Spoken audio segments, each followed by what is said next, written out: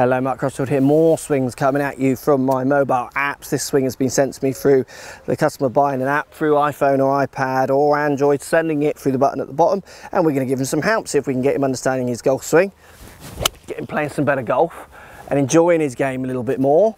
So let's give him some of that help now. Let's get stuck in.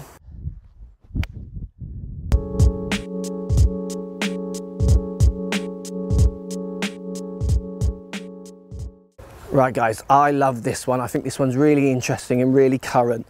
You see from the swing quite a, what people would call incorrect takeaway. So a movement on the way back where it gets a little bit wristy early and the face seems to turn down, which people would call closed. Closed to what? I'm not quite sure, but closed. So maybe closed to the wrist position that it started in. Now, what I see when I see this swing is a pretty good impact. I see an impact that looks pretty solid and a shot that flies off pretty straight. So if this person came for a lesson from me, where they might or might not, but commonly they would say, oh, I struggle with my takeaway. I've been trying to get here rather than here. So try not to close the club face and flick the club behind me and use my wrist. And I would say, why are you trying to do that? And often they, well, because it makes me hit the ball better. Does it? You know, does it really? Show me. And then they do a couple of swings and the impact actually doesn't change when they hit that position or they hit that position. So if impact doesn't change, then you're changing cosmetics, you're changing the look of that swing, because you see people on the telly, Justin Rose textbook swingers, getting into these textbook positions.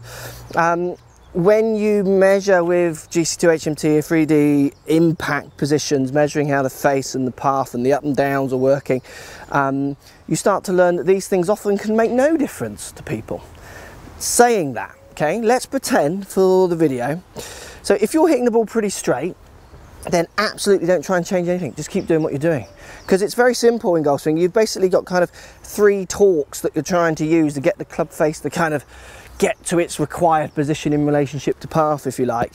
And if you use one of the torques excessively, so let's say you put this twist around the shaft, if you like, of the head, which people would call closed, then as long as you put less of another torque in, you'll get that club to 0. You'll get that club to wherever you need it to be in relationship to path. So you need to balance how you use these 3 torques of the club, which will always give in the face a closing factor.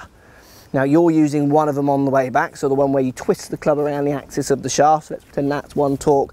Another one here where the handle comes towards you and the club spins out, and then maybe another one here where your hand flips forward through impact, which also closes the face. 3 ways of closing the face. If you use lots of this one, then you want to use less of the other 2. Basically, in theory, to make sure the face is balanced out. And you look like you're doing that quite successfully in this video, where the knee-jerk reaction is to look at it and say, oh, no, no, no, you don't get there. Now look, let's pretend, and I don't know because I've not got the information, let's pretend in this video you struggle from a few shots which pull to the left. Let's say that's the fault. I don't know what it is, but for the purpose of the video, carrying on now, let's pretend that's the fault. A backswing where you put a lot of twist around the axis of the shaft and a bit of a funky angle in your wrist. If you use the other 2 torques at a certain amount and then you put extra in this one, then there's a good chance the club face sometimes will return pointing left and too far left of the path, which might get the ball starting left and curving left. So then, yes, absolutely, you might want to work on taking the club back and hitting some more textbook positions and taking this twist out. Or what you could do, and I see it a lot from world-class players, if you're going to put a lot of twist around the axis of the shaft, then you might want to deliver the club where it feels like the handle is further forwards, because that takes the closing effect of the face out. It balances that out.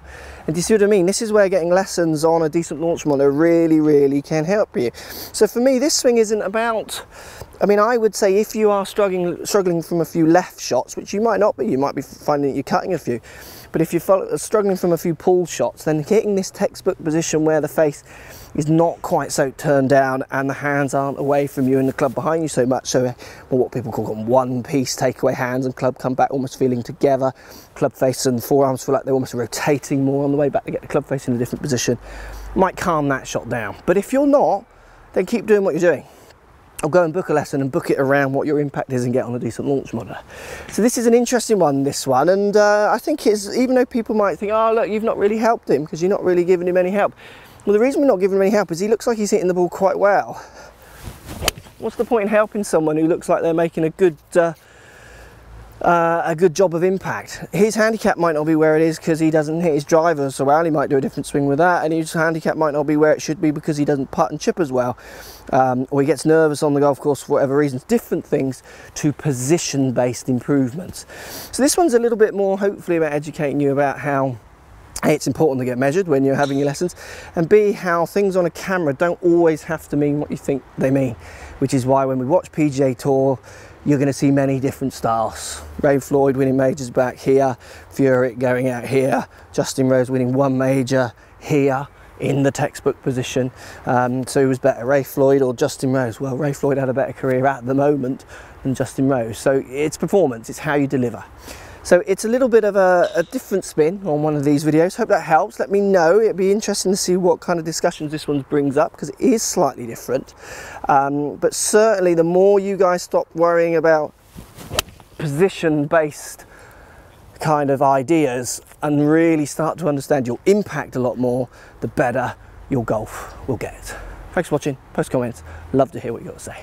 So if you like what's going on here, don't be afraid to subscribe to the channel. Also thumbs up the video, post comments. Love to hear what you guys got to say. Let's keep it social. The more we talk, the more we share, the easier this game will get for everybody. So if you want to find me on Facebook here, you can find me on Facebook. If you want to tweet me, find me on Twitter here as well. Just follow the links, all in the description. Come and join the show. Get active, get involved, get playing some better golf. Thanks for watching.